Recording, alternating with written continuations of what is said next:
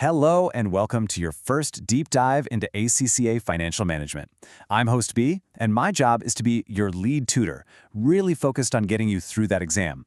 And to make sure we nail all the definitions, we have our resident expert and senior examiner, host A. Okay, let's start with a bit of a puzzle. If you think the whole point of a company is to make a profit, then how in the world do you explain Tesla? For years, they were losing money, but their share price, what the company was actually worth, was just skyrocketing. So if making a profit was the goal, you'd have to say they were failing. But if the goal was something else entirely, they were succeeding, big time. This little paradox is really the key to understanding financial management. And that's because accounting profit, well, it's a flexible number, isn't it? It's subject to policies, to accruals, it can be manipulated. Cash flow, on the other hand, is absolute. You either have the cash or you don't. And believe me, investors value actual cash flow far more than they do a reported profit. This is the single most important distinction we need to make right from the start. Exactly. So if cash is king, how do financial managers actually generate that valuable cash? Well, they have a toolkit with 3 core decisions. And getting your head around these is absolutely vital for Section A of your exam. This diagram here shows you the journey of money through a business. It starts with the financing decision. That's raising the money from debt and equity. That cash is then used for the investment decision, buying assets, things like machinery and inventory. And if those investments do well, they generate cash, which leads us to the final dividend decision. How much of that cash do we give back to shareholders, and how much do we keep to reinvest? Let's make that way simpler. Just think about buying a house to rent out. The investment decision is, which house do I buy? The financing decision is, how do I pay for it? Do I use my own savings, which is like equity, or do I get a mortgage, which is debt? And finally, the dividend decision is, once the rent money comes in, what do I do with it? Do I spend it on a vacation, which is like a dividend, or do I save it up to buy another house, which is like retaining the earnings? Simple, right? So now that we know the tools, we need to be crystal clear on the objective. For years, everyone just assumed it was profit maximization. But as we saw with Tesla, that's a pretty shaky idea. The real goal, and the one you must burn into your memory for the exam, is shareholder wealth maximization. And here's why that's such a big deal. Focusing only on profit is really short-sighted. I mean, think about it. You can easily make this year's profit look great by slashing your research budget or your advertising, but that's just going to hurt the company in the long run.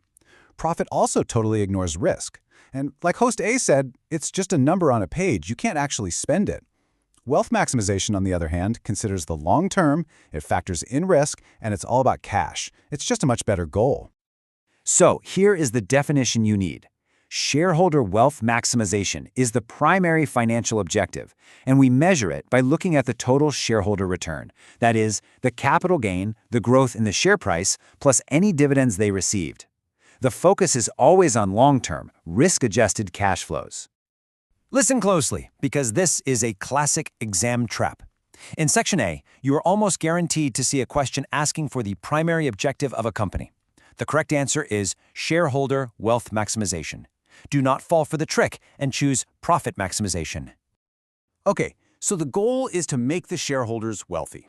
Great, but what happens when the people running the company day to day, the directors, want different things than the people who actually own it, the shareholders? This leads us to one of the biggest topics in financial management, the agency problem. The formal theory for this is called agency theory. An agency relationship is simple. It's when one party, who we call the principal, hires another party, the agent, to do a job for them.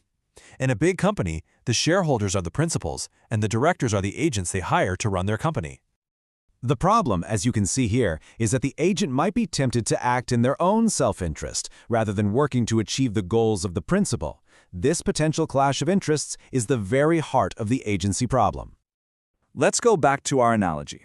The shareholders own the car.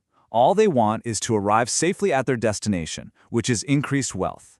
The directors are the ones driving the car, but the driver might want to drive super fast just to look cool. We call that empire building, just making the company bigger for the sake of status. Or maybe they take a few detours to some fancy hotels for themselves. Those are excessive perks. You can see the conflict right away.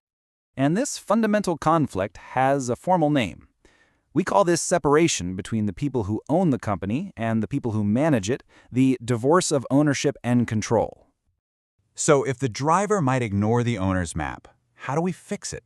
How do we get the directors to act in the best interest of the shareholders? Well, it really boils down to two main strategies. That's right. The solutions fall into two broad camps. First, we try to align their interests, usually with reward schemes. Second, we increase monitoring through what's called corporate governance. Now, a really common reward scheme you'll hear about is an ESOP. That's ESOP, for Executive Share Option Plan. Basically, it gives managers the option to buy company shares in the future, but at a price that's fixed today. So what's the only way for them to make money from that? They have to get the share price up. It's a brilliant way to align their own financial goals directly with the shareholders' goals. On the monitoring side of things, we have corporate governance codes. These are frameworks of control. Some of the key rules you'll see are appointing independent non-executive directors, we call them NEDs, to challenge what the executives are doing. The codes also demand that you separate the roles of the chairman and the CEO to make sure no single person has too much power. Okay, that was a whole lot of theory. Let's pull everything together and zero in on what you absolutely have to know for your exam. Time for a final review.